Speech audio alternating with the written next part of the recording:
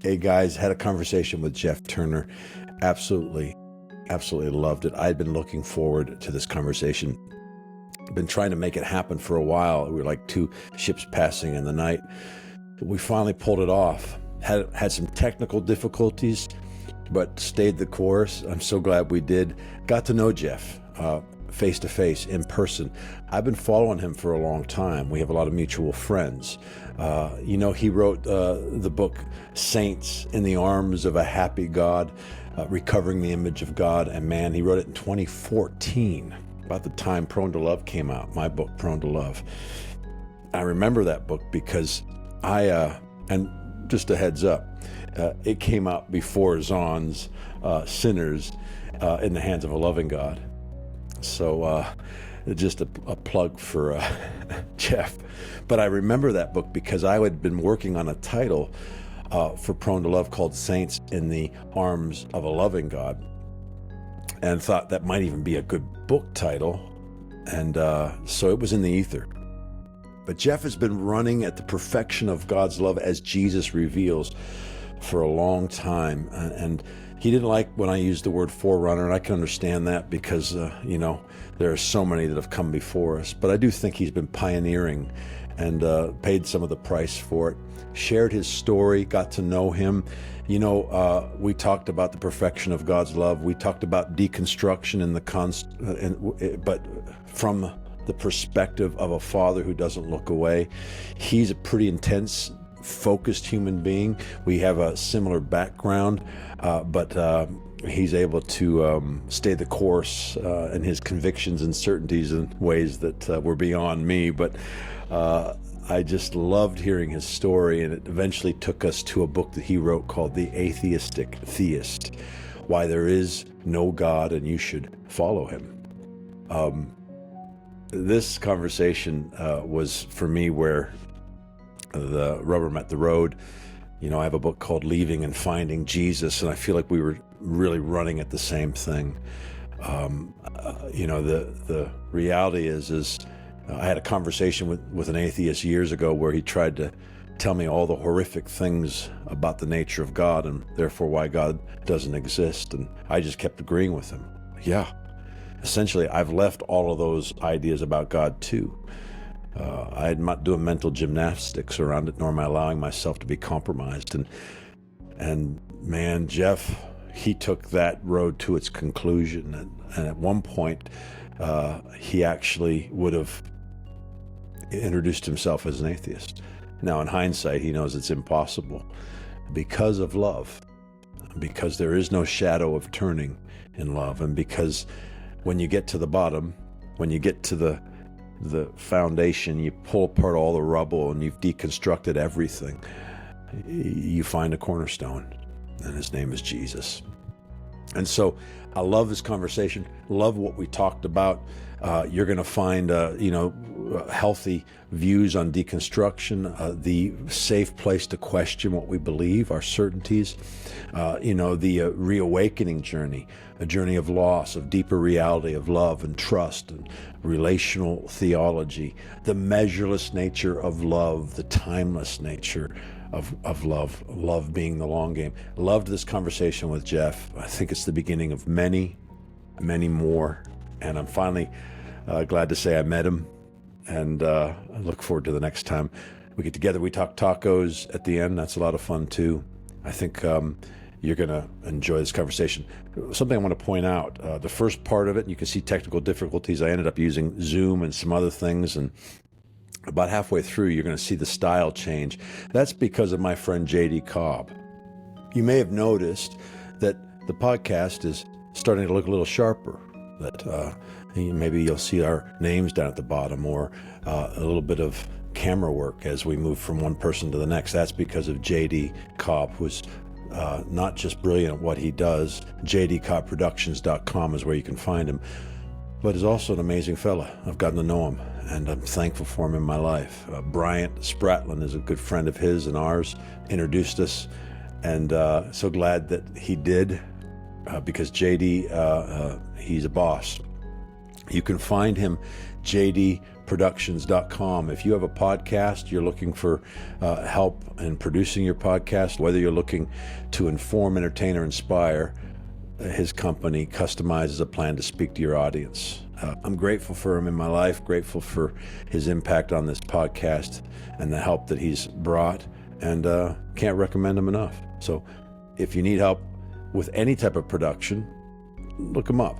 But specific to what I am working with him on, it's this production here, Rethinking God with Tacos. He also helps out with our GAN show, and he is doing Across All Worlds. You'll see an uptick in the quality there as well. All right, guys, before we get to the podcast, listen, this is the second to last podcast before the conference, August 15, 16, and 17 in Charlotte. There are still tickets. You can go to afamilystory.org to get them.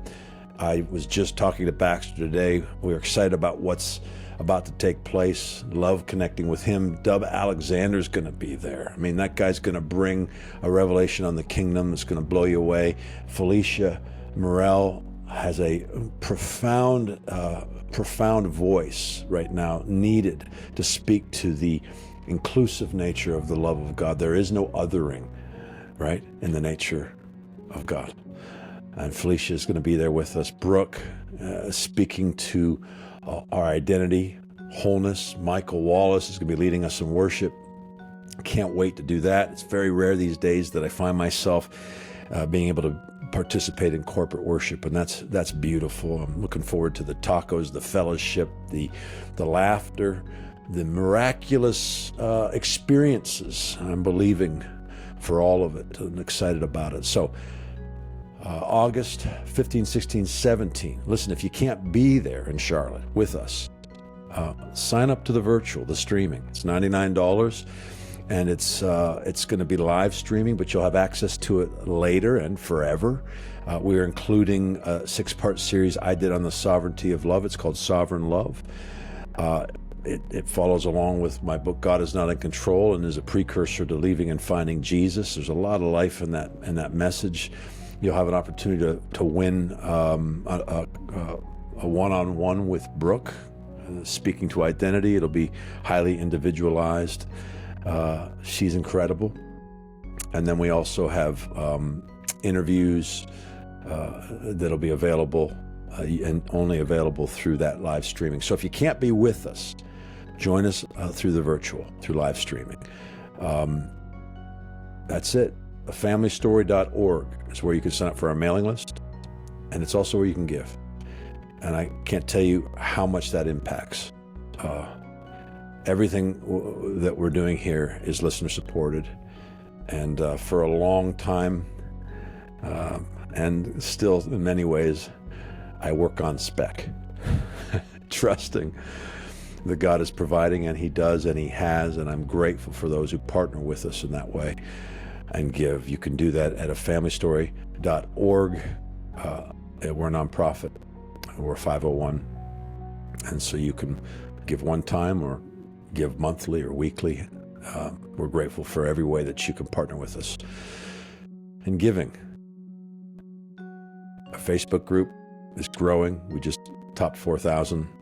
Love what's taking place there. Our Instagram is growing. Lots of reels, memes, the message of the goodness of God released 3-4 times a day. I do some live conversations over there on occasion and hope to do more.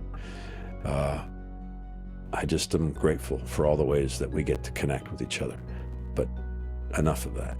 Let's get to the podcast. This is my conversation with Jeff Turner. This is it, man. We're doing it. Jeff Turner is on the podcast. I have been wanting to do this. We've missed each other. We've got mutual friends. Jamie Englehart was one of the guys who said, "Just man, you got to get this guy on." I was like, "I know, man. I'm working on it. And we figured out a night where we could make it happen. Yeah, bro. I have been following you from a distance for years. We were talking before I hit record about your book and how Zond usurped the credit for something that you've been pushing, Saints in the Arms of a Happy God, right? Recovering the image of God and man. 2014, so it's been out about 10 years. Yep, and a little bit of change there. Yep. Yeah, Hmm. yeah. That was like a working title. I had Saints in the Arms of a Loving God, but I Hmm. think it was in the ether. But bro, Yeah, you've it been was. running at Union. You've been running at a Christological view on all things for a long time, man, before it was cool. Mm. I'm a So hipster. Yeah, anyway, yeah. you're here. Theological hipster. Yep. You're a theological hipster. I like that. I love that, man. And so I'm glad you're here. Lots of mutual friends, but share a little bit about who you are, and maybe where you're at right now, and then we'll go from there, bro. Yeah. Well, my name is Jeff Turner. I'm a former pastor. I pastored for about 12 years. I'm also notoriously difficult to get on podcasts, as Yeah. you've come to understand over the last 6 months. I have a tendency to fall off the map when I'm Okay. thinking through new thoughts and kind of exploring new territory and kind of where I want to go in the next season. And so I kind of took a year and I almost disappeared. I was going through Right. my bulk folder in my email yesterday and I was literally blown away about the stuff that I was finding. I was like, "Oh my goodness, invitations, all kinds of things." But Right. I have a tendency just to burrow into what I'm doing and get blinders on. So yeah, that's one of my traits as well. But no, I'm a former pastor. I grew up in the charismatic Pentecostal tradition, which I think you did as well, if I'm not Yeah. mistaken. Yeah, I Uh, did. Yeah. so Hmm. yeah, Assemblies of God, and I was a Okay. pastor within the Assemblies of God as well. Got got radically saved in the heat of the Pensacola Brownsville revival in the mid '90s. Yeah. My wife and I So took two how old weeks. would you have been then? You'd have been probably 14, 15. Yeah, yeah, that was I think yeah '95 is Yeah. when it happened, Okay. Yeah. and Right. my dad kind of started making. My daddy was a pastor in the Assemblies of God as well. He started making trips down there around '96, Okay. and he would come home, and I just saw a very definite transformation in him, and it really awakened something in me. It Yeah. caught my eye. It was the burning bush that sort of caught my eye Right.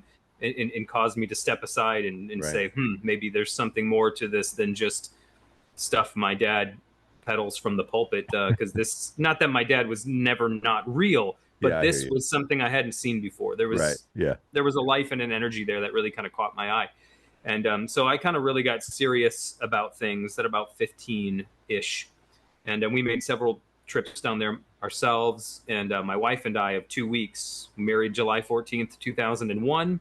We moved to be a part of it. It was kind of when things were waning a little bit. If people know at all about it, it wasn't quite what it was in the mid Right. 90s, but it Right. was still going pretty strong. Yeah. And so we moved down there to be a part of it for about 2 or 3 years. Went to the school there, to the ministry school, and so that's kind of where I cut my teeth. Wow. Um, so intensity was the name of my game. Bro. Yeah, Yeah. Yeah. and during those days, I was praying. I was praying 8 to 12 hours a day. I was trying to fast every other day of my life. I wasn't always successful, but I was certainly giving it my best go. So Um, you were a lot of fun to yeah, hang out with. the funny thing is, I think I kind of actually was a fun guy, but like when I would snap into that mode, no, Right. not so much. Yeah, not so much. And maybe that's Intense. just, yeah, and that just might be me looking back through past, trying to like make it all be okay. Truth is, yeah, no, I wasn't fun to be around. Yeah. I don't know. I don't know, man. I'm just thinking I had some friends who in the world we grew up in, desperation was the high watermark of spiritual maturity. Oh yeah, yeah, And yep. Desperation. That was, yeah. The more desperate you were, yeah, the better son you were, which is right. quite contradictory. Yeah. I always say desperation is the language of the orphanage.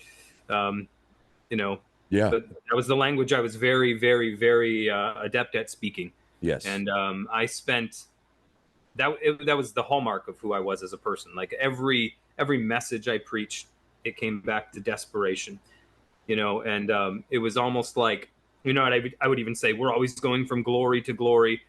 I would forget the part that you're starting off glorious and Right. just becoming more and more glorious. Right. And I would kind of revert to pre-glory apparently and say, if you go from glory to glory, it means you must go from desperation to desperation and hunger to hunger. And so there was never any apprehension because it was always about the hunger that got you Yeah. to the thing, but there Yeah. was never a thing to get to because Yeah. by the time you got there you had to be hungry for the next thing. So It was a life was ghost. It was just like chasing a wisp of air. You never got there. You were always exactly Yeah, always Yep. behind.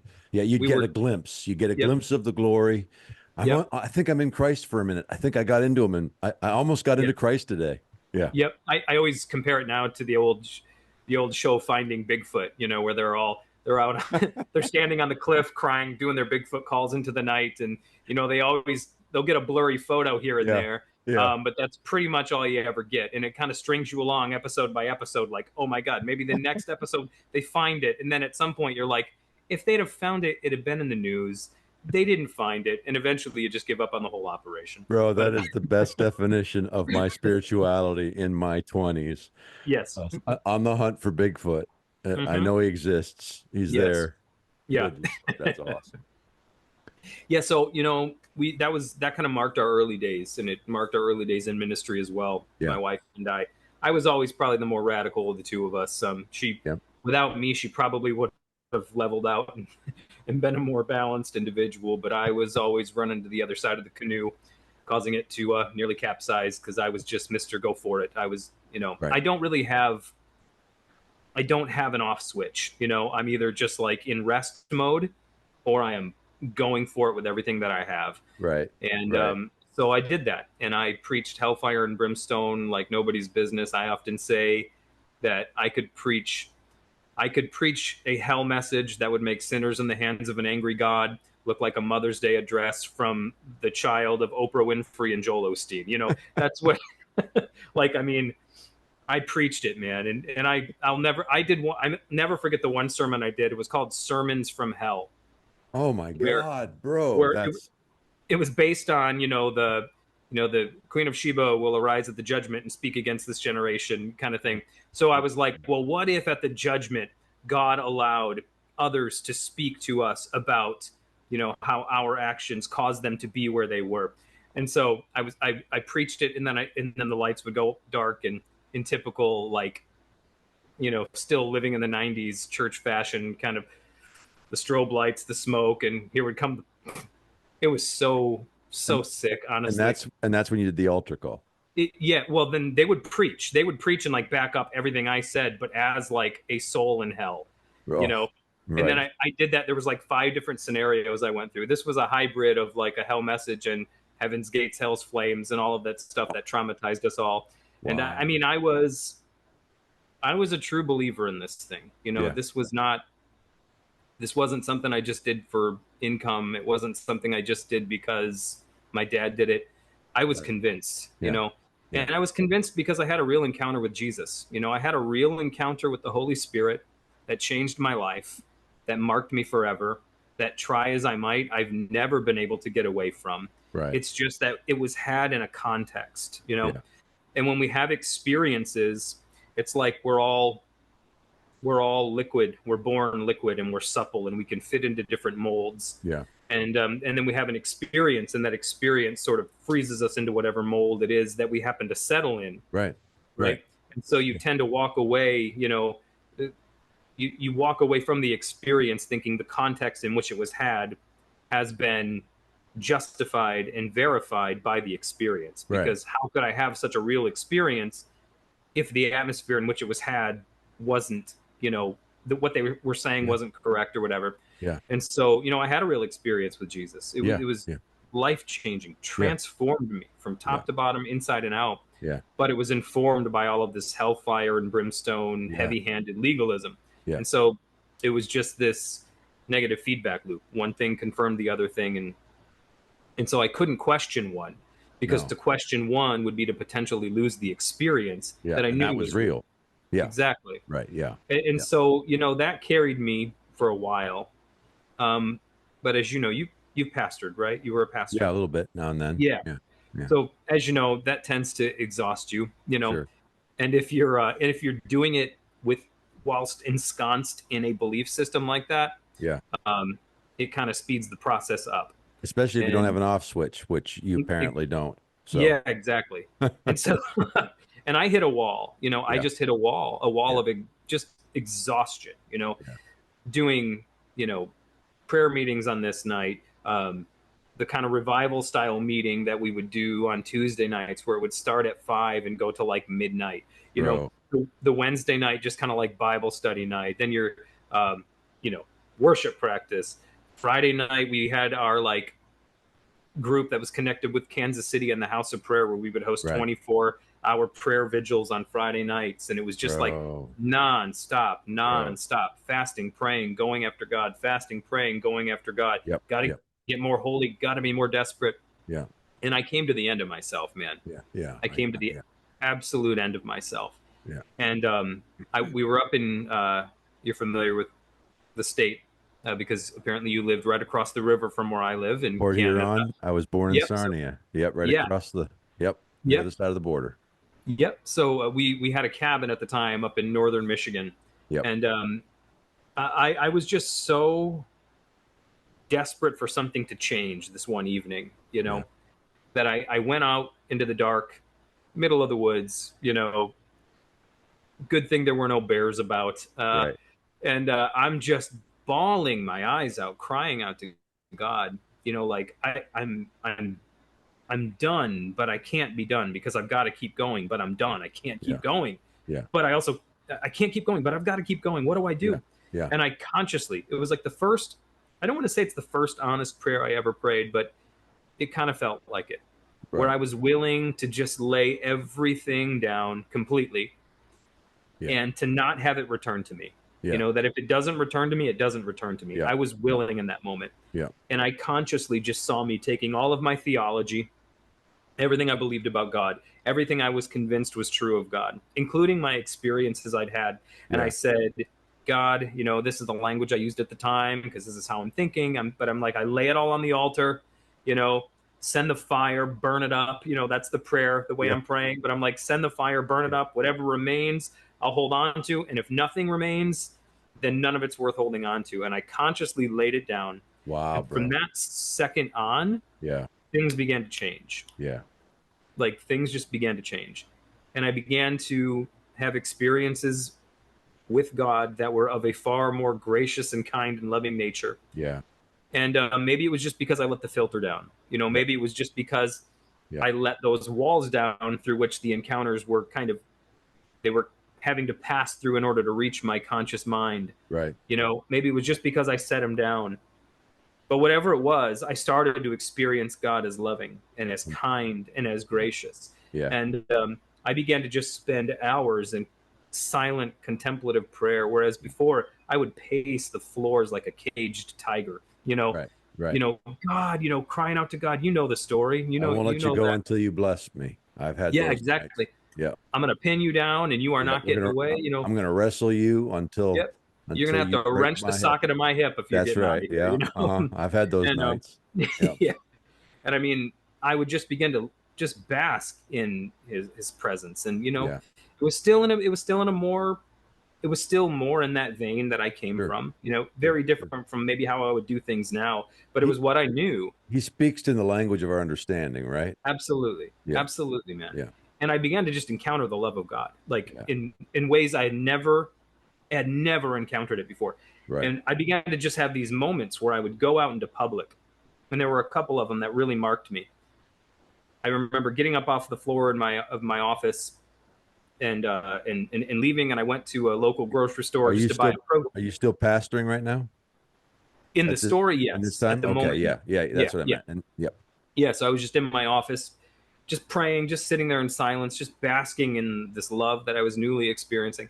Yeah. And I go to the grocery store to get a diet root beer and a protein bar because, I don't know, it just sounded good.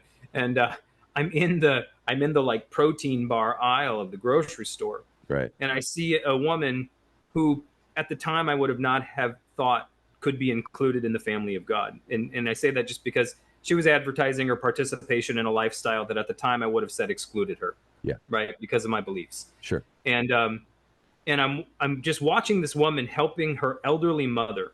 Her mother looked like she's maybe in her 70s or 80s. And she's just helping her pick up a heavy item off the bottom shelf and put it in the cart. And that's all she's doing.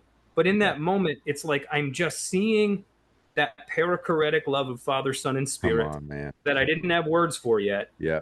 But that is the center of all things. That is the true logos, that it's at the heart of everything. Yeah.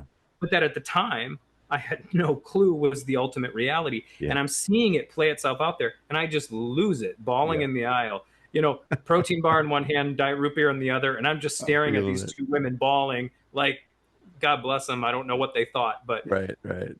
but it was like my whole world just began to shift and change. Yeah, And it was kind of like the experience of letting go of all of my theology, everything that had let's say that it had been the backbone of all the experiences I'd had. It was the yeah, bedrock. It was yeah, so I'd had the experiences, but then these were the things I stood on, yeah, you yeah, know. yeah. No, I Um, get it. Yeah, yeah, when I let those go and said, I don't care, I just can't do it like this anymore. I'm dying. yeah, All of a sudden, love just started to flood me. And it was like my eyes open. I began to see things as they really were. And then the theology followed. yeah. It was like I was almost having to learn the theology to make sense of what was happening. That's You my know, experience. Yeah, is it? That's yeah, awesome. Yeah. yeah, yeah, Because, you know, I know for some it's more a theological thing first, but yeah. I've always been a mystic at heart. I have. Me I've too. always been much more bent in that direction. Yeah, me too. And I know when people hear me now, they often kind of think I'm more err on the intellectual side of things than the like mystical side of things. Right, But at the right. heart of it, I'm a mystic. Yeah, In yeah. the morning, I've got my incense burning and I'm reading scripture, and I've got my candles burning and I'm just saying the Jesus prayer. I mean, I, and I'll pour over whoever, as well. But I mean, I'm a mystic at heart. Yeah, me too. Yeah, For me, it's the experiential. It's the experience, and then I'm yeah. back, and then I'm having to catch up to figure out what I'm experiencing. 100%, bro. Yeah. And The so that's language comes yeah, later.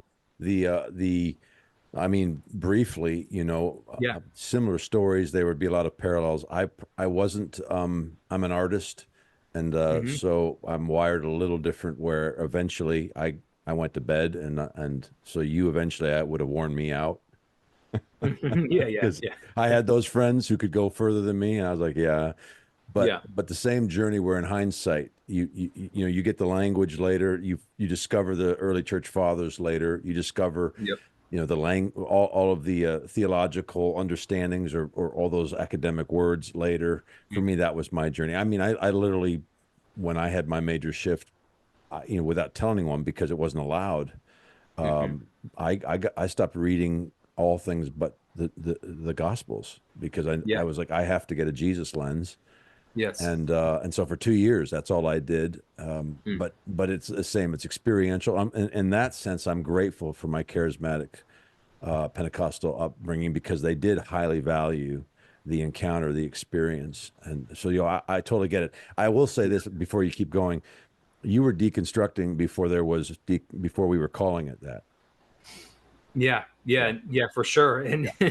and that was kind of where it started. Like I said, Yeah. in that walk in the dark in Yeah. northern Michigan that night, that was where the deconstruction started for Sure. me. Yeah. And I wouldn't have called it that. Me I neither. wouldn't have known the word at the time. I didn't Yeah. know who Jacques Derrida was, or Right. I didn't know what post-structuralism was or anything was at that point. I just knew I was dying. Yeah. I Yeah. knew that the load of ministry coupled with the sort of, well, like I said, the wiring of my brain that just won't stop. When I Right. find something that I believe is real, Right. you Yeah. know, Yeah. Yeah. when I find something I'm convinced of, I just won't stop until I know, Yeah. and You, it's both a blessing and a curse, Yeah. Yeah. Yeah. I know. I understand. You're stubborn in the right direction though this time. So Yeah. And so I started having those experiences and those encounters, and man, how things all led to where they are now. I sometimes don't even know. I'd be like the crazy guy with the cork board with all the threads going here and there to see, where it all started and how it all happened that way. But it was about 2007, I would say. 2000, I would say, yeah, 2006 is where I first met. Do you know John Crowder? I do. Yeah. Yeah. Yeah. Okay. So Yeah. 2006 is when I first met Crowder. I had him in to do some meetings at our church And back that was then. And back when Crowder was Token the Ghost. oh yeah, this was he didn't yeah, leadership didn't let him speak on Sunday morning. So, yeah, this is Wow. actually a funny story, and he knows it, and we've talked about it Yeah. before. Actually, I was just talking about this the other day with somebody. He was still he was way out there. He was not the he is, but he was a little bit Yeah. different No, than I remember. Yeah. yeah, yeah. And so the leadership, like the board and everything, was like, yeah, we don't think maybe on Sunday morning is the best. So maybe at the end, just have him come up and, pray, and we'll have somebody else speak. And I was like, well, I guess if that's the decision. And so anyways, at the end, he got up and he grabbed the bass off, he grabbed the bass player's bass, and he starts slapping it and singing "Who Let the Dogs Out." And then he starts prophesying about Jezebel being thrown to the dogs of Oh my gosh. talking about like squelching the prophetic spirit and casting Jezebel to the dogs, all while slapping the bass and singing "Who Let the Dogs Out."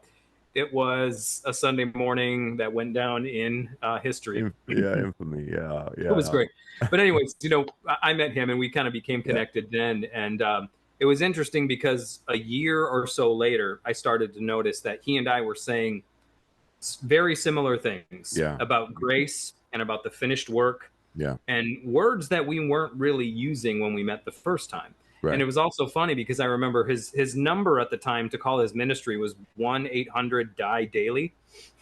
And, at the time, that was also beginning to be a thing with me where I was thinking more in terms of new creation. It was more based in like the E.W. Kenyon sort of new creation realities, that sort of school of thought. It was kind of my intro into grace and new creation thinking. And so even then I was like, not my favorite mistranslation of scripture in the world, but whatever, we'll go with it. Right. But then I just began to see it. And then I began to notice that there was a lot of people who are all starting to say the same thing.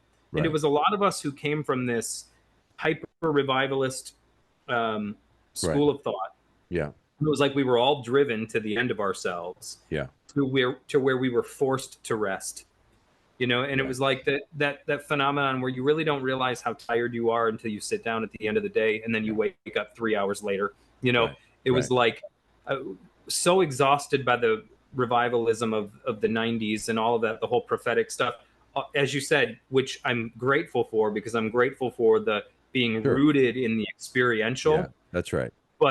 But the model was all sorts of jacked up. Well, it was built on separation, so the whole thing was absolutely. You weren't going to win. You were on a hamster wheel, chasing after union. That was always you were finding Bigfoot. Yep, that's right. And it was like grace came along and just made us all sit down. And we sank so deeply into it that it was like, we woke up 3-4 hours later and we're just like, what even happened? Right. And it was amazing. And then things just began to take off, and you just began to meet and connect with all these people. And, it was like, in my life, I just began to share the things that I was saying, or that I was, I was not like pastor of like a huge congregation or whatever, but I just began to record my messages, put them up on a little podcast. At the time, it was a free podcast, and it was like, people in the congregation are listening and whatever. I'm not really doing it for any reason other than I want them to be able to listen to it whenever and wherever. And then one day I get on and check it, and there's like 3,000 downloads, and I'm like, oh, that's weird. Where'd that come from? Right. And then it starts growing and growing. And then I start getting invitations to speak at places. And, what I do now kind of just came as a result of that. It was a result of these deep experiences with the love of God, and then just deciding to, what's whispered in my ear, shout from the rooftops, and then doors just open, doors open that I never would have dreamed of even trying to kick open, Right. And, the last 15 years have been really surreal, where those encounters, where those experiences carried me. And I'm grateful for it. I'm grateful for it. And I look back at the legalism and the hell that I put myself through, and anyone else in 100-mile radius of me. And I'm not grateful for I'm definitely not grateful for the pain that I caused other people, because I know inevitably I did. Yeah. But I have come to a place where I'm able to be grateful even for the pain that I put myself through, simply because of where it brought me. And I wouldn't want to be anywhere else. And it's amazing. I'm just grateful for the journey, and I'm grateful for a Jesus who walks on it with us every step of the way, even when we don't recognize his presence. Come on, that's the Emmaus Road Jesus that I love to talk about. You described in some ways the opening of, and I've been familiar with you, but I actually, as I was getting to know you over the last couple of days, I actually didn't know about the Atheistic Theist. Oh, okay. Which when I started to go read that, I thought, my goodness, that's very similar to the book that I just released called Leaving and Finding Jesus. But that whole line of Leaving and Finding Jesus is based off of, at times I'll help people write their memoirs. There's been seasons where I've done that. and it was a Olympic athlete, three-time Olympian, who I was helping write her memoir. And early on in the conversation, she calls one day and she says, before we get a minute in, she says, I'm leaving Jesus. Mm. And I've told the story here enough that I won't go in depth. But the long story short is, for the next hour or so, she, like a lawyer, builds the case, right? And she's building the case that you just talked about. That I've been, first of all, been beat up by the church. Hmm. But even above and beyond that, I've done so much for him. Imagine she's a hurdler, so we're talking a timed event in the Olympics. So Yeah. she's Yeah. intense, right? She knows how to work something to its conclusion. She knows how to work Hmm. her butt off to become perfect at what she's doing. And so she's done that and she's applied that to her faith. And she's begging me at the same time to talk her out of it, even though there's no other principle or law she can perform that's going to do it. And she knows it, so she's at that point of exhaustion, what you're talking about, because she also knows that Jesus is real. He's her life. She's experienced him, and so she's hopeful that I've got something to say that's going to, some new thing she can work to its desperate conclusion. And when she's done, about an hour in, she closes with the same statement. I think, I'm leaving Jesus, and my response was, yeah. You totally should leave that Jesus. I left that Jesus a long time ago. He's killing you. Yeah. And Yeah. that's really what the journey you're talking about. And Yeah. what I find fascinating, though, is that you were taking it maybe 10 years before I think the church joined you, or began to join you, if that makes sense, right? Mm. Which is a beautiful thing, because you've been forerunning, putting language around things, providing safe places and safe material to be able to grab a hold of. The thing I didn't have was the permission to stop reading scripture for 2 years, the Old Testament for 2 years, so I could reset my lens on Jesus. Yeah. And so I'm grateful for that, man. Grateful Mm. that you've done that. So I'm reading this book 10 years ago, right? I'm processing through it, and I'm like, good Lord, Jeff, you were forerunning some things, the Trinitarian understanding, the understanding of union, that there is no separation in the Trinity, that didn't take place at the cross. 10 years ago is when I released Prone to Love, and I thought I was the only one that had figured out that the Father didn't look away. You know what I'm Yeah. saying? Yeah. Like, I remember when I read it and I realized, well, of course, that was a Davidic Psalm. Psalm 22 is a prophetic psalm. I knew that. I went to Bible college. I went to a school where they taught you how to be desperate. And so I remember just being blown away. And so when I'm going back 10 years and reading your stuff, and Crowder, Mm. grateful for you, man. Grateful for the journey, because I know, and this is what I'm curious about. At some point, you had to get shot in the back a few times. Oh yeah. Yeah. More than a few.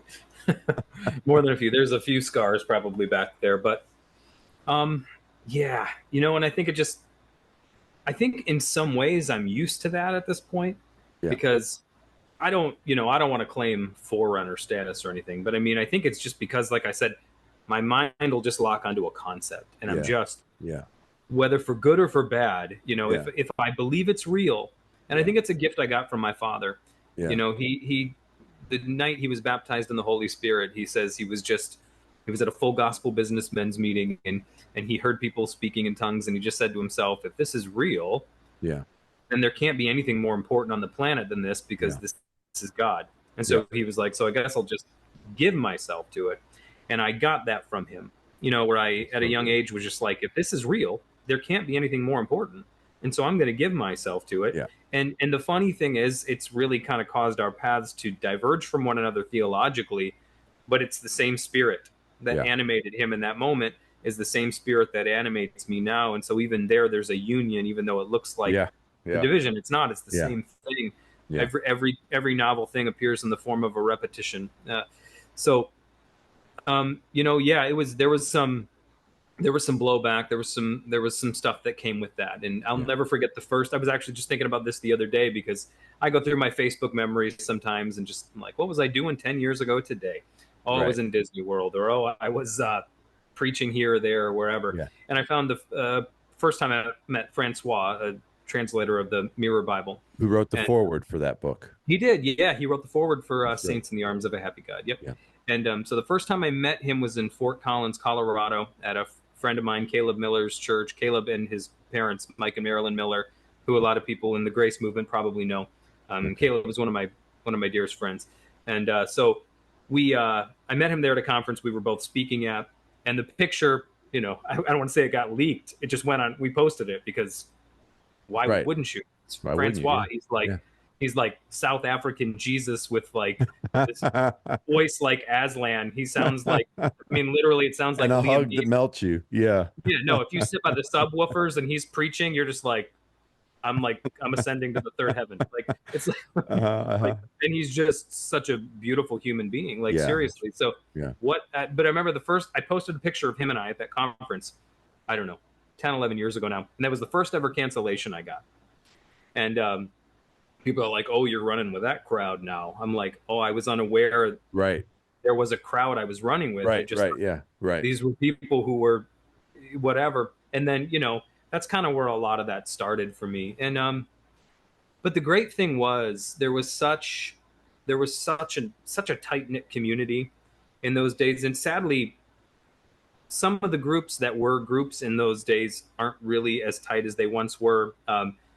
Deconstruction kind of ran through that's kind of the double-edged sword of some of it. And I think that's one of the things in the next season of my own life and ministry I really want to focus on is, having gone through the deconstructive process now myself.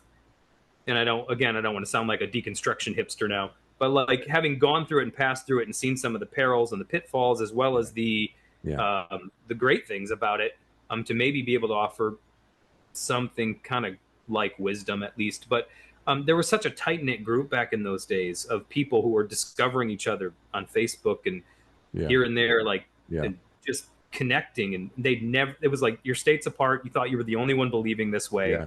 And you find a couple people and you're all converging at these conferences. And it wasn't like today, it's much more accepted, and you're still going to get blowback for it. A lot of it, trust me. And I'm sure you know that very well. But at the time, it was really it was a very grassroots thing. It seemed like we were a part of, and I'm talking about it like it was like Woodstock, but it was only 10 years ago. But it was just it was an exciting time. So despite all the blowback, there was so much real, genuine fellowship you were having. It really made up for it. So I really wish you guys had called me, because I was alone during those years. I'm sorry, man. It would have been nice to have gotten a call. I thought I was the only one. I will say this, though, the fact that you've navigated through a season, we're all in different parts of our journey, and in some ways you were able to navigate the goodness of God before it became a big enough movement that people were putting language around it, before you actually would have said, "Oh, this is deconstruction." I'm like you. The first time I heard the term, I wasn't fond of it. It felt reactionary. It felt, and I'm about being responsive. I think Bill Johnson's the one who said, if you react to something, you create an equal and opposite reaction. But I it wasn't long before I was like, well, we don't get a say in what something gets called. And it's not wrong. Sometimes you do have to tear stuff down, but you are looking for the cornerstone. For me, the big issue in the deconstruction movement was they made the sin of certainty a doctrinal statement, and suddenly there was nothing you could put your weight down on, and now all you've got is destruction. And, so in that way, I'm with you. I'm like, well, how do I, in a sense, pastor those who are passionately in love with Jesus? As Bob Hamp said, we had him on the podcast. He said, this great move of God that the church, and particularly our stream, was prophesying, this billion soul harvest, or this great move of God, it actually is this thing that's happening right now. It's like in Jerusalem when they got pushed out in search for the God who is like Jesus. We're in this space now where how do you pastor that? How do you speak to that? How do you and so I do think you're further in some ways. It's not we're not having a conversation about anything other than the journey itself, And the Sure. fact that For you sure. might be a little further down certain roads and therefore can point back and go, hey, these are some of the high water marks and some of the lows you don't want to you don't want to navigate. But Yeah. Yeah. Yeah, I love many things you said there, but I do love always contemplating the fact that what we thought the what we thought the great revival would look like yeah, now looks to me more like what I would call the great falling away.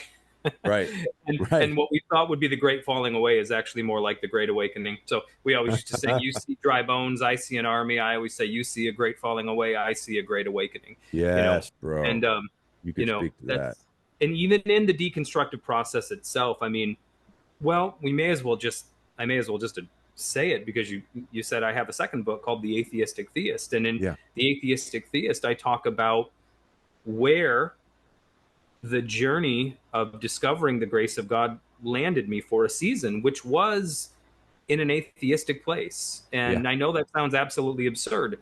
I know, I still get weird looks from people when I say it, but the thing about it is, I couldn't ask questions, and like I said, I couldn't.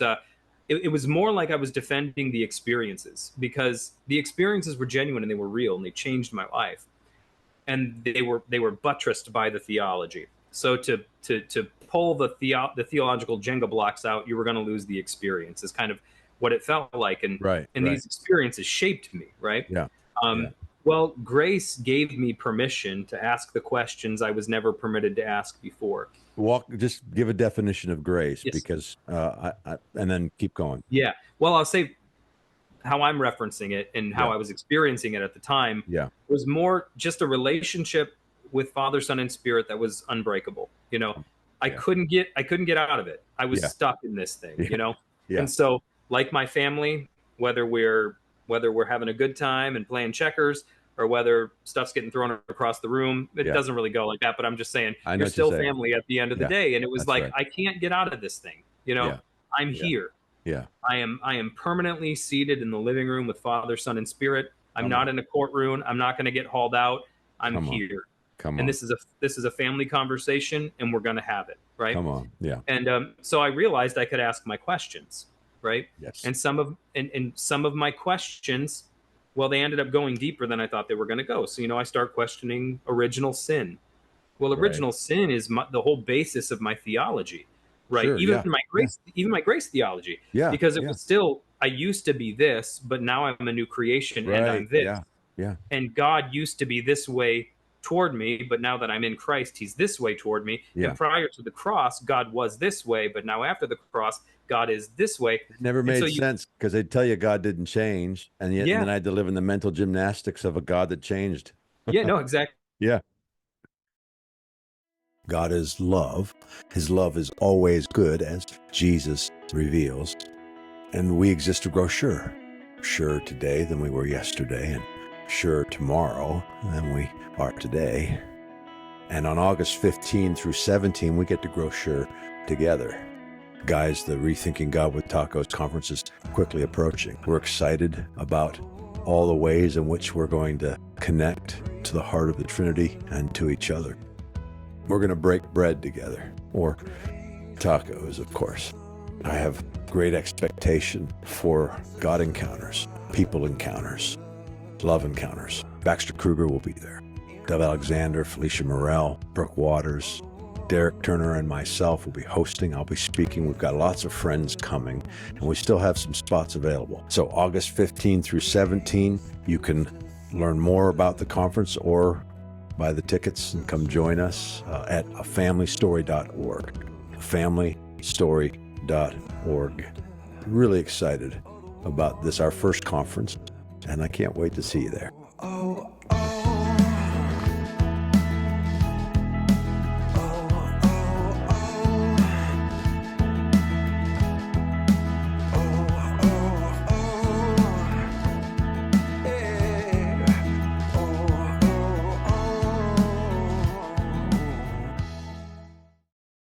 We're going to Okay. get it. Yeah. So, like I just realized that this is a family conversation, and Yeah. and I can talk with Father, Son, and Spirit in ways I talk with my own family, and it's not going to undo the fabric of that familial unity. And so I started asking the questions, like I started questioning original sin, and questioning penal substitutionary atonement, hell, all of those things, because once you pull one of those blocks out, they all start falling, and one supports the other, and the other, and it just, the whole thing falls down really quickly. You think you're just poking a hole in one thing, and you end up puncturing the whole the whole thing just falls apart. You realize it is all that one and thing. Scaring everybody along the way, probably. Yeah. And it is scary because you feel a little bit, well, I don't want to say you feel in control, but in some way you're the one asking the questions. So for you feel a modicum of control over the situation, but for everybody watching, they're like, you're coming completely undone. That's the slippery slope. It is. And, I guess I'll grant that in some ways it was, a slippery slope. I hope, deeper into the love of God. But, for a season, though, I'll tell you what happened. I was allowed to ask my questions. Yeah. And the more I asked, the more there were, and the deeper I dug, it was like turtles all the way down. It ended up being like absurdity. I was all the ways down. Like I just, one thing after another, after the other, after the other, until I got to the bottom of it. And I was like, what if there's nothing to this? And it was bizarre because, like I said, I had the experiences that sort of tethered me to a sense of the numinous. They sustained you. Yeah, I love that word. Yeah. But when I got to the bottom of it, after everything just burned up and burned away, I was like, well, what am I left with? I don't know, because the foundation really did kind of disappear on me. It was like the rug was pulled out from under me, and I found myself floating in the inky black cosmos, just like, what in the world, And so I'll tell you what, for a season I took comfort in atheism, because those were questions that no one was asking yet. In that sense.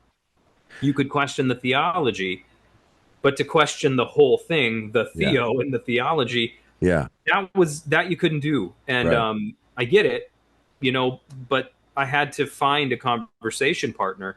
And, so at the time, the new atheist movement was really still buzzing. And I was going to ask you. So, because, you've had these encounters with the love of God. You've talked about them and referenced them often as being a tether.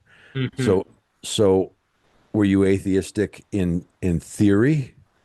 Yeah. I often say I kind of, now in retrospect, I was kind of more an atheist like Jesus was on the cross, of experiencing the sense of separation that wasn't real. It wasn't real. Bro. You're saying, my God, why have you forsaken me? It's not real, but you're feeling it. It's not real. You're feeling it, but you're also still praying about it. Right.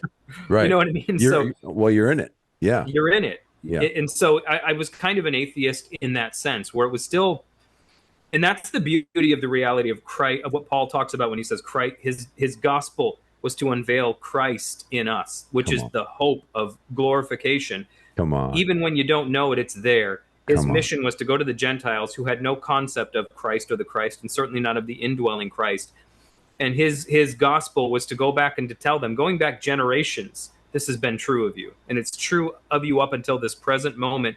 And there's something of that inner conversation partner that's always been present with you, no matter what you've called it. This is Christ. Yeah. It's what he meant when he strolls through the idol-addled streets of Athens, and he's like, he finds this altar to an unknown God. He looks at all of their altars of certainty, and then he finds an altar of suspicion in the midst of the altars of certainty. And he says, here you've left a space open for something more to reveal itself, just in case there was more. And he's like, this empty space, this void, is where Christ is going to appear. So good. And so sometimes I think there has to be a void made in our lives for Christ to really appear. And and then you find, for me, I think how Baxter says it's, you can get to the pit and get to the bottom, and you're going to find him there. Yeah. It is the reality of exactly. He's here. Oh, he's here too. Oh, yeah.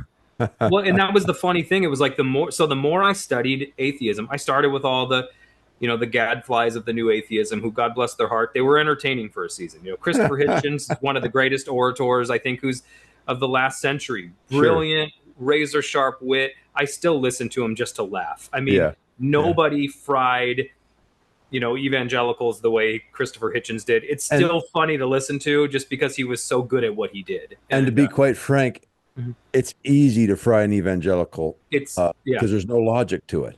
Yeah, exactly. No, it's exactly right. And so, it fell very fast. But that's also why the new atheism movement itself fell very fast, because you can only make fun of the obviously easily to make fun of for so long before everyone is just kind of like, all right, man, leave them alone. Right. You know what I mean? It's like, and also, what else do you got? You've got to give me something else. Yeah. Exactly. And then you come to a point, though, where everyone's like, okay, we've done that. Now what? And you're left in the void, which is where I found myself. And so that was where the work of, the existentialists came into play. I really started reading the work of the Slovenian philosopher Slavoj Žižek for a while. And I really got, and this is where Christianity started to return. Okay. Is actually in the work of this atheistic philosopher, this atheistic Marxist philosopher, who argued that Christianity is the only true form of atheism. Yeah. Because it's only in Christianity that God rejects God, where God feels the absence of God's presence. And so that's where the whole thing actually collapses in on itself, and real atheism happens. And he uses Psalms 22, the cry of dereliction on the cross, to say that this is where, and he's using it in Lacanian terms, like talking about the unconscious and how this is kind of something that happens within the individual, where the God that's sort of in your head, and of course he's atheistic, you know what I mean? But the principle was still making sense to me in another way. Sure. Where the God that's in your head, that's the God that you made up in his thinking, kind of comes to terms with itself. It sees itself for what it is and then disappears into itself. And that's when you're really free. Right. And I started to realize that I think he's dead right. And I began to suspect that that was what I was experiencing, was that I was being taken to the bottom. I was being taken to that point where Jesus says, my God, why have you forsaken me? He was not forsaken of the Father. No. But there are some gods who can only forsake you because they don't exist. Bro, come on. So the God who did forsake Jesus was the God who was believed to be sealed up behind a thickly woven veil in the temple. Because when he releases that cry of Father, into your hands I trust and give my spirit, the veil is ripped from top to bottom. And it's not ripped from top to bottom so God can get out of jail. It's ripped from top to bottom to expose that the ark was not there. Right. And so some gods can only forsake you because some gods don't exist. So when Jesus cries, my God, why have you forsaken me? For one, he's taking on our pain. For one, he's feeling what we feel. And he's responding to the depths of existential angst in the same way that all of us do. But at the same time, he was also exposing the non-reality of the gods of this age who can only forsake you.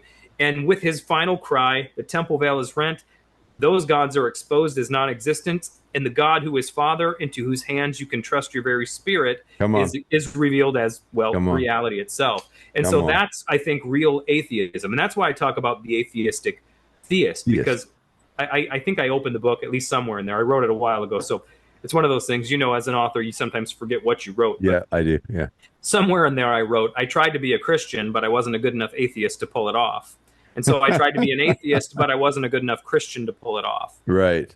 Because I tried to be a Christian, but to be a Christian is to have all gods, but the God who's not a God among gods. Yeah.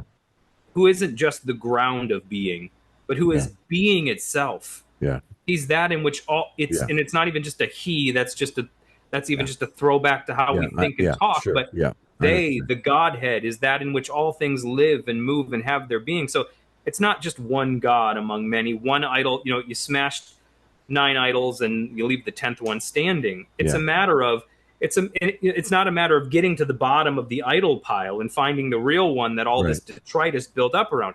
It's a matter of wiping the board clean of the entire system, and yet still you hear a voice. Yeah. It's Paul the Apostle. Right. So you remember his calling. What is he told? I love this analogy. This always speaks so deeply to me. What is he told? He's told that part of his mission will be to open the eyes of the blind, right? Yeah. The spiritually blind. Right. That's what he's commissioned. the part that's, but the first thing that happens to him is he's blinded. Yeah. Right. He's blinded, and then he's Right. told, like, this is what you're going to do. You're going to open the eyes of the blind. And the moment he steps into being Saul to Paul in the narrative where it shifts, Yeah. because it's always Barnabas and Saul, meaning Barnabas was like the main spokesperson. Barnabas and Saul, the moment he begins to be referenced as Paul and Barnabas, and it's from there on out Paul and Barnabas, or Paul and his companions. Right. So where he really steps forth in the narrative, he steps forth in a narrative and speaks forth words that results in an individual being made blind. Right? Okay. Elymas the sorcerer. And he was told his mission would be to open the eyes of the blind, and yet his first sign and wonder performed as Paul results in blindness. And I thought about that a lot metaphorically, and I thought, well, no, because blindness is oftentimes just the first step to having your eyes open. Because when you think you see, but you're not really seeing, to see is to be made blind. Because this is actually what you really see. Everything else you see is just the matrix. It's just being pumped into your head by a system. But when you're actually unplugged and you find yourself gasping for air and groping in the darkness, now you're actually seeing. Come on. And now, like the metaphor of Paul, who for 3 days is blind, right?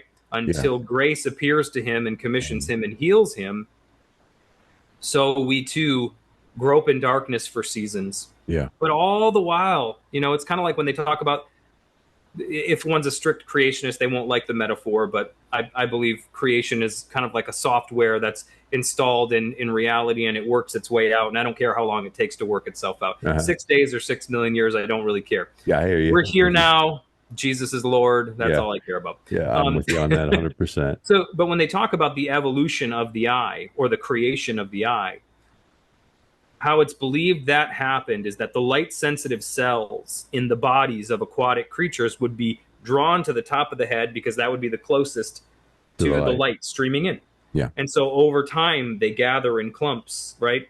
The light-sensitive cells gather in clumps, and they gather and they gather and they gather until eventually they begin to actually perceive what light is reflecting off of, and that's where the eye comes from. So it takes the darkness to really experience light, and then all the while that light is creating sight in you. And so for me, that's what that atheistic experience was for me. It was the complete wiping of the board of everything.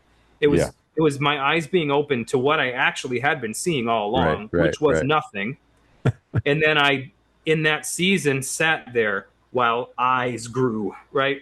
While sight, and then one day things just made sense. Even of atheism. It was like, surely the Lord was in this place and I knew it not because I was an atheist. You know what I mean? It was like, even in this, you were there. And that is what I love about the gospel. Come on. I love the time travel aspect of the gospel, where that it doesn't just I was old creation, then I got saved, and now I'm a new creation, and so from here on out I'm different. No, the gospel travels through your whole history. It redeems the whole thing. That's right. It redeems the entire thing. Even Jacob, we jokingly talked about wrestling with God at the beginning, but Jacob's identity as the heel-grabbing schemer is redeemed. It is. It's redeemed in that encounter. Right? He's reconciling all things, man. He is. And so even that part of yourself, like that Jacob part of yourself, he's like,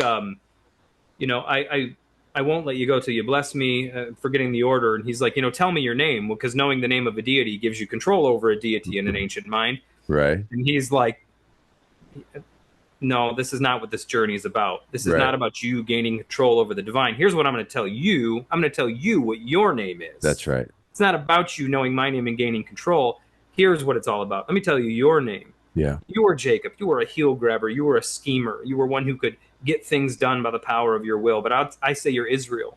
You've wrestled with God. You've wrestled with men, and you've prevailed. So that thing about you that always sets you apart, that in the wrong context is negative, is actually the thing that brought you to this moment where you can understand why you were what you are, what it was always all about. So for me, even my atheism, I've now had that experience where I see the whole thing.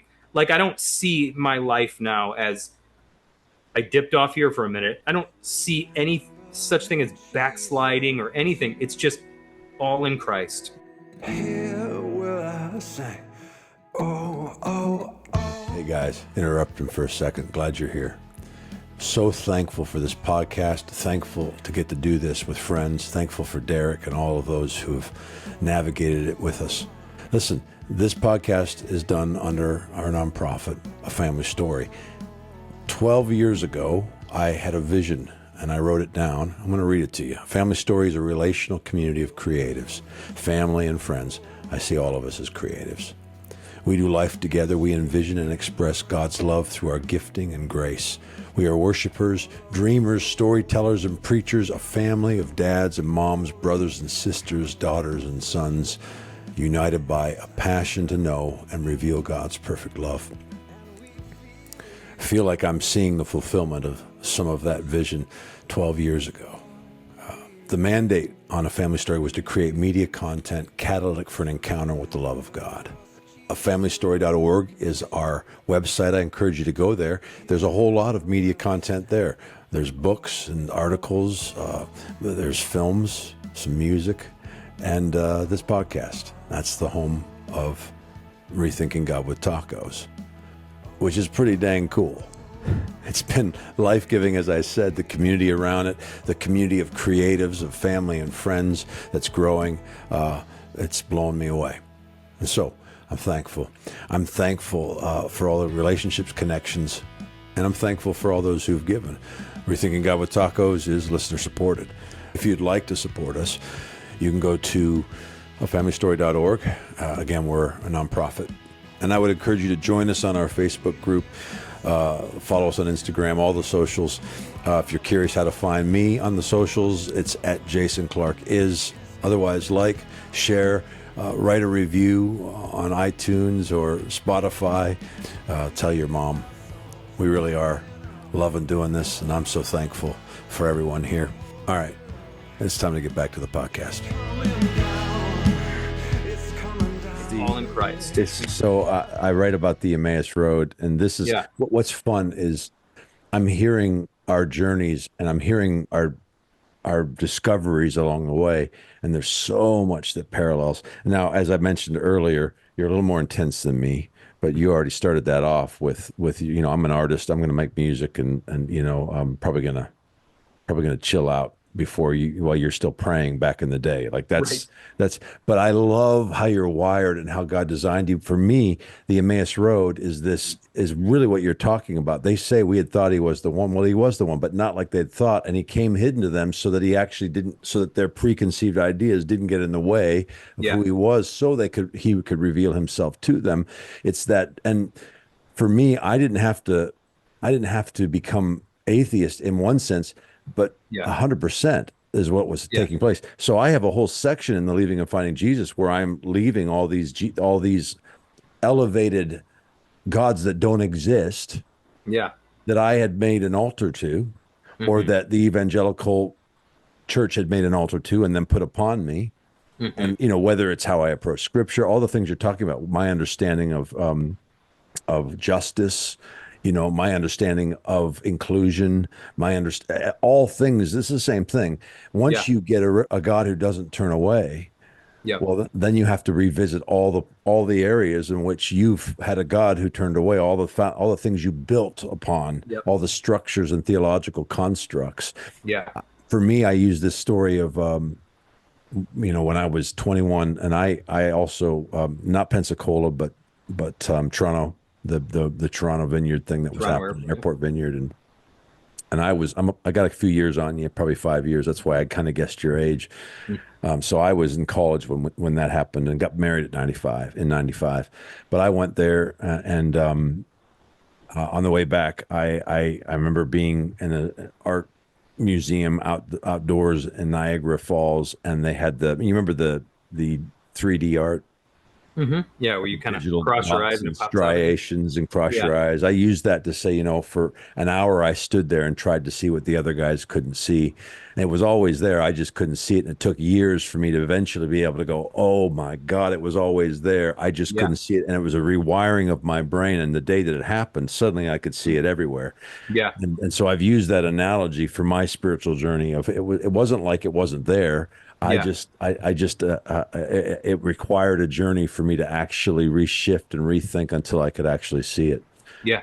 I just used that exact illustration, literally down to the pictures, Did the you? 3D art pictures last Sunday at a church I preached at, like to a T, including the Emmaus Road. So that's awesome. That's how Like, I open God is not in control. okay. The But book. that's one of my favorite stories really to illustrate that as well. The Yeah. Emmaus Road. You got the two figures, and it parallels in Livy's History of Rome. There's an individual named Proculus and another unnamed, and they're headed on the road from Alba Longa to Rome, which is Yeah. the same distance as Jerusalem to Emmaus. Yeah. So they were riding these things purposely, bouncing them off one another. Wow. One is a road to Rome, the other is the way away from the system to Emmaus, to community. So it's an Wow. interesting parallel. And Proculus means the same thing. It means to proclaim. The two named individuals in the story, their names are philological equivalents. And in the story in the History of Rome, it's Romulus who shows up Okay. post-death, the god, or I'm sorry, yeah, who basically takes on the qualities of the god of war Okay. and tells them establish Rome through force and through violence, basically.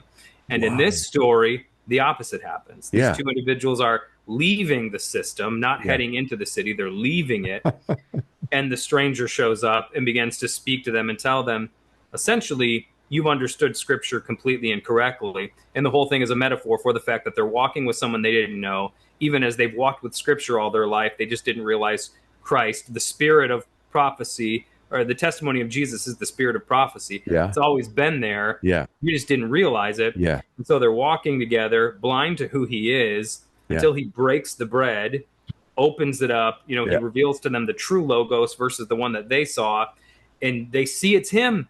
Yeah. And when they see it's him, he vanishes. Yeah. And I always thought, what a jerk, man. I know, that- man. I had the same thing. I talk about it all the time. I'm like, what the heck were you doing? Why would you yeah, do he that? I had built so it many- up all day. Yeah.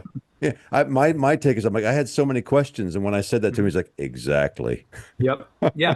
Well, and I always imagine it just as being, he disappears there, and then Yeah. they say, oh, but weren't our hearts burning within Burning. us as he spoke with us on the road and opened the scripture to us? So again, it's always been here, Yeah. not out here. Yeah. And lest you cling to me out here, I Yeah. disappear from before your eyes so you can get in touch with that sacred burning that's Come there. on. Yeah. You just didn't know it. Yeah. And that's even the secret. Even when it says in Revelation 19, I was just reading on this today and meditating on it, where it says the testimony of Jesus is the spirit of prophecy. A lot of different ways people can interpret that, but one of the ways that I look at it is he's because right after that Jesus is revealed, right? And Yeah. he's revealed as this warrior draped in blood, this terrifying image we probably, if you grew up hearing about the rapture, you probably have in your mind. But he's telling him, oh, and it's right when John goes to bow down to the messenger who's speaking to him. He says, don't bow down to me. I'm just a fellow servant with you. Yeah. Okay? The testimony of Jesus is the spirit of prophecy. So he's saying, like, look, it's almost as if he's saying all these other things and all these metaphors that Jesus is carrying in the next image where it says the heavens are open and he sees Jesus. All of these things are servants of, they're all servants. They're all, how can we say this? They're all testifying to Christ. They're all servants aiming to testify to Christ. Right. The reality that's unveiled in the testimony of Jesus, it's been hidden even in these violent metaphors, even in Right. these things we think we have to pitch and jettison. I Yeah. say this all the time. It's like, no, it's possible for the scripture to say things that are untrue of God, but it's possible for those untrue things that are said of God to be said in such a way that they become true. Okay?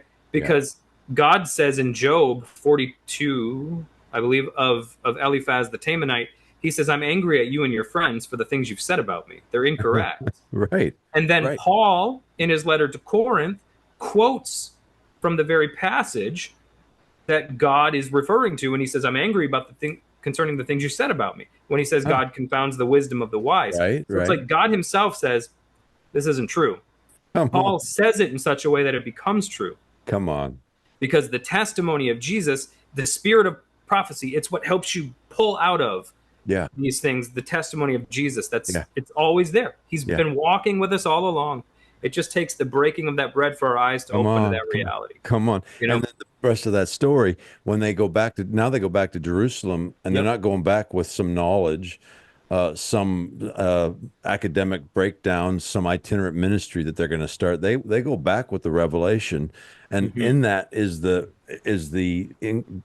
Jesus shows up. Like Yeah. it's literally, they have something to give away. Yeah. And it's, Yeah. Bro, it's beautiful, man. And it is, and it's a microcosm, I think, of the whole thing. You know, Jesus said it's better for you that I go away, Yeah. because if I don't go away, the comforter won't come. So sometimes it's actually important for us to feel what we think is loss, Yeah. so that we can encounter Yeah. a deeper reality, right? Yeah. So they had to lose the external Christ to realize the internal Christ. Yeah. And Yeah. so even with all the atheism stuff I'm talking about, Yeah. I had to experience the dissolution of that whole system Come on. in order to realize, when I found myself feeling like I was floating in the inky black cosmos, I suddenly realized, yeah, but this whole cosmos is alive with God. I'm in the very center of the heart of God. It took the destruction of all of this for me to awaken to what it was I was always in. Like Bro. this void, it's kind of like, I often use the illustration of saying that nothing is meaningful. You know, people say nothing is meaningful if they're despairing of life. But if you say it with a different inflection, no, the nothing is meaningful. Yes. When I found myself floating in the nothing, I realized, no, this is actually where the meaning is. Yeah. It just took the destruction and the dissolution of all the something that was idolatrous for me to realize the sacredness of this. Yeah. This is the embrace of God. For those, and you've probably spoken to this, because it's pretty unnerving. That journey can be pretty unnerving. And some folks are in that journey, and it can be, you know, this is what sustained me. And I'm wired in a way. I'm relational. I you know, on this podcast, I use the term relational theology. Like that's how I think, move. And so my journey was very much one where I was in search of what I could put my weight down on. What can I trust? And so, you know, I had really simple phrases like Jesus' perfect theology. And he's always good, as Jesus revealed. And so in those places, I could put my weight down, even while I felt like I was in the middle of the cosmos. And so what can I trust? And I can trust God in Christ reconciling the world. I can trust a greater love that lays his life down for his friends. I can trust a God in Christ not reconciling the world to himself, not counting his sins against us. I can trust a Father who doesn't look away. And so even in this, and you can speak to it and maybe tell me what you're thinking when I'm sharing, but in that unnerving place, depending on how, because man, I love that you're a mystic, but bro, you're breaking up my you're killing me with the academic reality of what you've got and what you're carrying. So for me, it was this, that I don't know, but he's good as Jesus revealed, meaning there is no shadow of turning in him. And so he is at the bottom of that place that you're mining. And that is the conclusion of all creation, is the discovery of our union. Yeah. And I would think that's so you're in a safe, this is what puts me at ease. When somebody's really navigating and they're really, their whole theological world is upside down, I'm like, that's all right. Jesus is walking with you, whether you know it or not. He doesn't leave or forsake you. Even if you make your bed in Sheol or in death or in that translation in hell, he's there with you, as David said. And so I'm not worried about it. Like, it's going to be okay. Yeah. I mean, that's what you're saying. That was the final conclusion, the discovery of your journey. You most radically, you did the Paul journey. And the thing about it, I'm sorry, man. I don't mean to interrupt. Do it. Go ahead. That's it. Yeah. And the thing, I couldn't get away from love. That's it. That's the bottom line. I couldn't get away from love. And I remember sitting on my front porch one night, and I was depressed, I was depressed. Like the journey of deconstruction was exciting as long as there was something to deconstruct. Right. Right. Bro. But then when I got to the point where I didn't have anything left to tear apart and be like, oh, hey, look, another one fell, oh, hey, look, here's another thing that wasn't true, because there is a certain excitement in that, just watching the sacred cows fall one after the other. Right. But when you realize you butchered the whole herd. Yeah. And there's now not what?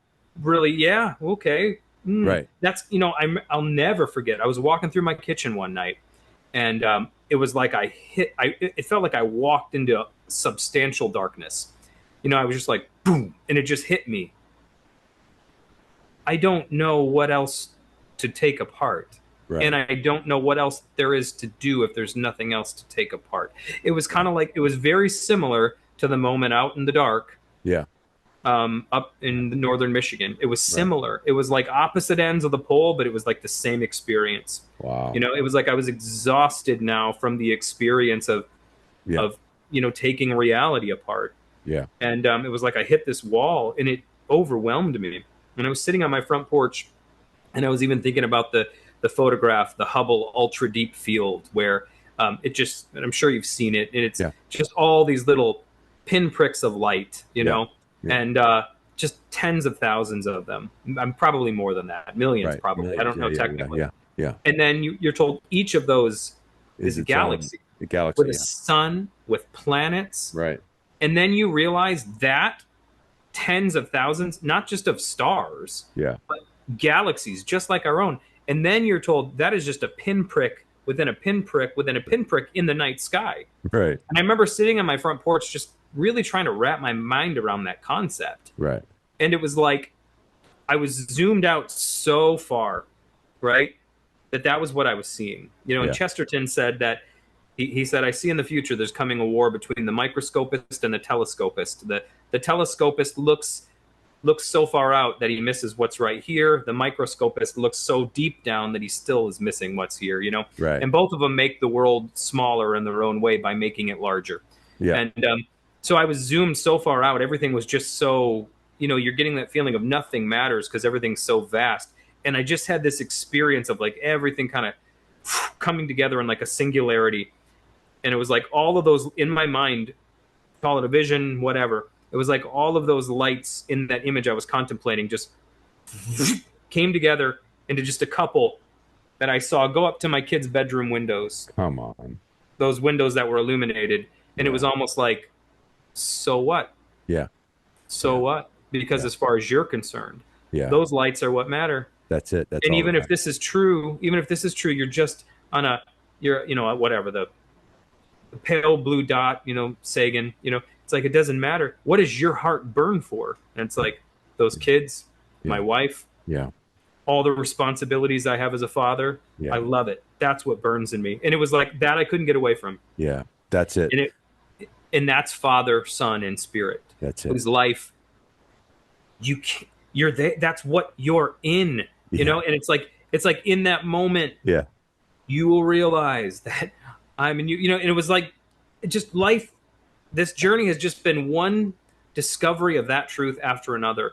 And being taken into different situations in order to experience it in that situation. Yeah. And so that was one of those moments where it really began to, I don't know, everything began to change and transform. And I see it like this, man. And pardon me for just talking so much. I get so revved up and excited about this stuff. I just can go on. I'm loving it. I'm loving it. Like we talk about being alive we talk about resurrection. And in our mind, resurrection is, or we talk about, let's say, being alive. We talk about life, and we're like, well, in our mind, life is, that's how you start. Death is what happens after. Right. But if you consider the fact that the lamb slain from before the foundations of the world, that everything we see played out in time, in a timeline, in our reality, happened from eternity. Yeah. That we see God become things in history because time is a creation that keeps us from experiencing everything at once. Right, yeah. But whatever it is we see God becoming in time, God has always been. So God has always been crucified and resurrected from death. Come on. So when God breathes life into humanity, that life is not, you start off alive and then you die. No, the life that's given to us is a life that is alive from death. Resurrected life. From the beginning, it's resurrection. Yes, that's right. Come on, man. And then we, throughout our lives, we get to have experiences where we participate in that and we awaken to it and we realize it. Yeah. And, you know, for me, it's been one experience like that after the other. Yeah. And now I've just come to expect it. Now I'm just like, whatever I'm in, I'm like, okay, let's find out what it is to really be alive from the dead in this situation. You know, because whatever it is I was living in before was just some false form of life. But let's find out what God's life looks like in this situation, because now I've experienced it so many times. I just anticipate it. For me, the atheism thing was just one more manifestation of that truth that I know is going to constantly reveal itself to me. Yeah. Yeah, this is the eternal, ever present now that we're in. This is so Yep. what's fascinating to me is my journey was one in which love arrested me. Mm. And like you, I had parents who modeled things for me that gave me many head starts. I had encounters along the way, and love sustained and continued to challenge. And trust was, of course, the soil love grows in, right? And so Yeah. trust is that through line that I'm constantly looking for. Anything that would undermine it is the thing that I'm bringing into question. Love is, of course, the cornerstone I can put all my weight upon. And of course, it's discovered in the relational dynamic. Jesus, first and foremost, calls them a dad. It calls us Yeah. brothers and sisters, calls us friends. You can use kingdom language and you can all the rest of it, but he was always doing it in the context of sonship. So all of that's happening, that relational thing's happening. And then you get into love being a measureless revelation. Yeah. And for me, and I tell the story often, but we have like Interstellar is one of my favorite movies because there's a Yes. line halfway through the movie where she says, "Love is the one thing that transcends dimensions of time and space. Maybe we should trust that even if we can't understand it yet." You're like, "That's the gospel. Good Lord, Yeah. this is it right here." And that's the game I play with my daughter. And years ago, when I was coming into union and stepping away from that desperation, coming into the discovering who the Father is, who I am, how he sees me, and how he sees the world. My daughter is saying, "I love you" to the trees and back. And I say, "I love you" to the sun, the moon, the stars. And we play this measurement game.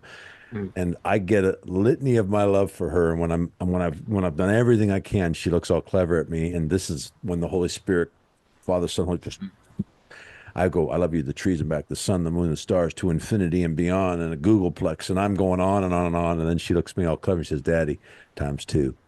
And Mm. when she said times two, it was like, oh my God, the moment I think I can get my arms around it, it's Yeah. a measure. She blows it up with the smallest denominator she can think of it at Mm. 5 years of age and reveals to me who God truly is and who we are in him. So that's the thing. Like, I think we could spend another hour talking about the measureless, timeless reality of love, Mm-hmm. the in Christness before we were ever in Adamness, the Yeah. reality that you're talking about. And what I love, dude, is for me, 10 years ago, certainly 15 years ago, and probably 10 years ago, although that's maybe it would have been more like 15 years ago when you write about being an atheistic theist, it has scared Mm-hmm. the heck out of me. Yeah. But in the journey I'm in now, I'm like, oh my God, yeah, he's right there with you. Like, Mm. thank you for mining these depths so that you bring Yeah. language to the journey that so many have navigated, and so many more will come in the days ahead, bro. It's amazing. Mm. Mm. Well, I Beautiful. appreciate that, man. Yeah. And when I wrote it, I got to tell you, I was terrified to write the book. I You know, I bet you really were. was, because I I bet. knew it was like neck meat chopping block. That's kind of what it felt like when I put it out there. But it was, man, I don't know who said it. Faith is spelled Risk. You Right. know, I think it was an Right. old John Wimberism. Yep. Um, It is. but that's what I've come to just, I don't know. You get to a certain point, you experience enough stuff, you're just like, Yeah. you know what, somebody needs to hear this. I can't be the only one. And Yeah. I wrote every book I've written, and the ones that I'm presently working on, I'm writing because I wish they'd have been there Yeah. when I was in that space. Yeah. You know, I wish someone would have had the temerity, or maybe just the insanity that I have, I don't know, Right. to Right. have put something like that out there, Right. because I could have benefited from it. And I'm like, you know, and who knows, who knows if that's how that even works? Who knows if you don't have to just go through it without somebody carrying you through it. But Yeah. if I Yeah. can Yeah. be there, I'm going to, you Yeah. know? Yeah. And what you get to do too is, in my mind, you get to provide language so somebody can discover something even more profoundly beautiful. You know, that's what we joke about on this, or Yeah. it's not a Yeah, joke. no, it's a good point. Yep. Yep. Yeah, my heart for the podcast is, can we have a Mhm. better thought about them today than we did yesterday? I mean, Yeah. that's the measureless journey we're in, right? This great Yeah, because awakening. you start with the thought, you start with the experience, you Yep. don't have the language. Yep. But if you give people the language as a floor, as a foundation to build on, Come on. how much further can you go if you already, because speak well crafted Yeah. speech writings, you can take a journey like that. Yeah. And you can give it to someone as a gift, I think. You Yeah. really can. I agree. And you know, who's Bill Johnson always used to say, you know, your ceiling becomes their floor. That's right. Yeah. And so yeah. Yeah. Yeah. So I mean, I've put my eggs in that basket, so yeah. I'm there with you. And I do too. Yep. Yeah. Hmm. Man, we've navigated the conversation where I feel like we could do this for hours, but Mhm. we'll save it for another time. Sounds good. Okay. Um, because I got to edit this and that takes. But I let's know. talk. Let's talk tacos. We navigated Yeah. some technical stuff too, but we've made it. Yes. This is rethinking God with tacos. The reason we threw the tacos in there is because it's a relational good news that's Hmm. discovered around the table. And don't take me too serious because you know I can do some rethinking, but I'm going to be doing it from the floor of the or the platform of a storyteller, Yeah. talking with brilliant people like yourself. Tacos, of course, is a universal conversation. Every It culture is. has them. You know, Mhm. it's just going to be called something different. So Yeah. you're in Port Huron. My Yes. mom was grew up in California. We were across the border. You took a bridge from Sarnia to get to Port Huron. Until I was 13, we would come into Sarnia because Sarnia, or excuse me, we would leave Sarnia, Canada, and come into Port Huron, Michigan, because there was some hole in the wall Mexican restaurant. If she was here, she'd tell me what it was, Mm. and we would eat Mexican, authentic, at least the closest thing she could get. But when I brought that up to you before I hit record, you were like, "Man, tell me where that is." Yeah. Yeah. Yeah. So I don't have a story about that place. Okay. I'm trying to think. Oh man, I have a blasphemous taco story. We went to Del Taco last night and I got a cheeseburger. I don't know. That's kind of an anti-taco story. Um, That's wrong on so many I levels. know. My But wife was like, "What are you doing?" But like, but I usually eat keto, so I have to like take the bun off of the burger, which yeah, is easier than scooping out the like meat with your hands. So, totally get it. I totally um, get that. man, a taco, like a story of a good taco I've You had, know, or I'll take a bad taco story, but okay, anything. What's your taco of choice? If we were gonna find the right spot, which yeah. You know what? I have a. This isn't necessarily a taco. doesn't matter. Well, it is. It's a Taco Bell story. Tacos are involved. Okay, So it's just a it's just a great memory, and go for it. we That's what bring it we up every want. time we go through the Taco Bell drive-through. So we were driving home from a cabin our family used to have up north in northern Michigan, and Taco Bell is one of the only places that are open that Yeah, late. And so we're yeah. pulling in, we're almost home, everybody's hungry, so we stop at Taco Bell, and it's the time of night where most people in the Taco Bell drive-through are likely high. So I think the workers have come up with ways to entertain themselves. I'm uh-huh. And yeah, and so this guy definitely had come up with a way. So I get up there and I go to order the taco, the series of tacos, and he's singing. He sings, "Welcome to Taco," this deep like R&B voice, and I'm like, okay. And I look around the car and I'm like, you know what? This is my one chance as a dad to sing my entire Taco Bell order. If I blow it here, I blow it everywhere. I So love it. I just belt into song and I start singing my order back to him, and he's singing back to me, asking questions, and we go through the whole thing that way. It was probably one of the most romantic moments of my life. It was beautiful. No, And your and kids, were they embarrassed or were they enjoying it while they were embarrassed? I think it was that they were like Yes. they were Yes. embarrassed, but they were also laughing. Yeah, And then that's awesome. when I get up to the window, the magic had faded, the spark had gone out. We had a Yes. good run, and then Yes. it was just awkward, and it was just Yeah, like now you have to little look at each other. Yeah. yeah. We were just like, "There you go, thanks," and we drove away. But to this day, every time we go to that Taco Bell, we talk about it. So That's the best. I love that. And no shame on Taco Bell, man. A yeah, taco is a taco.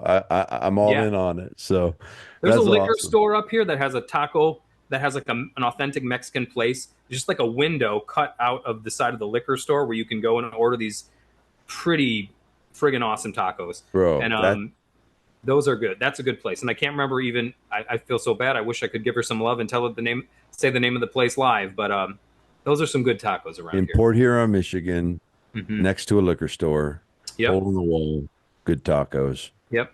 On North River Road, you can look on, it up. on North River Road. I love it. I'll Yeah. come up and visit you. We'll go get tacos there. But Yes, sir. man, this has been a privilege. I've been wanting to talk to you for honestly a couple of years, and have been following you longer than that, and have everything that I thought about you and the synergy that I imagined is even above and beyond. So this is good. I would love to maybe follow up at some other time. We can do some more, dive into some time travel. It would be an honor, man. I'd love to do it. Yeah. Yeah, I had a whole pile of quotes from your Facebook because you've been posting, and I read those, and I think, man, well, that would make an interesting conversation. So there's plenty we can dive into, but getting to know you, this journey, I think your story and your journey is going to really encourage and bless folks. How do people find you? Yeah, the best way right now would be to find me on my just various social media pages. Okay. So if you follow me on Facebook, if you look up Jeff Turner, there is an author page, and there's an older picture of me preaching. Yep. That I don't update that one as often. Yep. My actual personal page, like the not author page, would be the best way. I update that one quite regularly, and I manage a lot of different things, so I sometimes don't manage that other one as well as I do that one. But that one I'm very active on. I'm on Instagram. I'm on Twitter, or X as it's called now. Yep. I have a podcast as well called Religionless, and we are getting ready to launch the second season. Okay. I'm pre-recording a pretty good set of episodes before I do, in case life does what it does and gets busy on me. I don't want there to be too much of a lag between episodes. Yeah. But this second season, the first season, we really kind of talked more deconstruction, and this season I'm calling reawakening, where we're talking more about what happens after. And so far, I've had a lot of great guests on. I've had a lot of guests that some people might not expect me to have on. Because one of the cool things that's happened in my life as of late in the last 2 years, and maybe we could talk about this on another show, is that I've had pretty big opening into the world of the paranormal. And when I say that, I mean, the paranormal, the stuff you see on the Travel Channel. Yeah. I have a dear friend who is the eldest daughter of the family whose story the movie The Conjuring is based on. Okay. And she's probably one of the most well-known voices in the paranormal world. It's not been on all the shows and all of that. And her and I host a live show with each other every Friday night, where I just get to preach union to a completely different audience that is pretty much 100% unchristian, but that is just absolutely interested in the supernatural. And I just get to preach Christ in union. So I'm going to be having some people from that world on as well, just to explore some things for the fun of it. And I think we're about to see this message that so many have been hosting and carrying for so many years really begin to break into everywhere. I mean, I cannot tell you. I speak to more people. I speak to more New Agers, more occult practitioners, than I do Christians these days. Come on. And I get messages constantly from people just saying, I thought I had to abandon Christianity because I had an experience I couldn't explain, and everyone told me, we don't talk about that kind of stuff. But I have hope again that maybe I can still follow Jesus. And so that's an exciting thing that's opened up that I'm really excited to see what happens. So we're going to explore some of that on the podcast as well. But if you look up Religionless, it's on all podcast platforms. And Come on. And you have a Patreon as well, patreon.com/religious. Religionless. Yeah. And I'm trying to be more active on there as well and post. So if you sign up for that, you'll get the podcasts before they come out on, public and all that good stuff. Right. So and it's a way by which to support you. So you guys can go there as well. But bro, we got to do this again. Let's do it. Man. Do it. But I appreciate you coming on, man, and this has been rich. I've enjoyed it thoroughly, man, and I'm honored to have been asked to be on, and I'm glad we can make it happen. Yeah, cool. We'll do it again. Hey guys, thanks for listening to the podcast. If you'd like to learn more about the podcast, myself, or our guests, you can go to afamilystory.org. You can also go to afamilystory.org if you'd like to give. This is a listener-supported podcast, and we are incredibly grateful for your generosity. Hey, we have a Facebook group, and it's pretty cool. Rethinking God with Tacos. You can join us over there. Lots of incredible conversation and community taking place on that page. And you can also follow us on all the socials, Instagram, TikTok, YouTube, and others.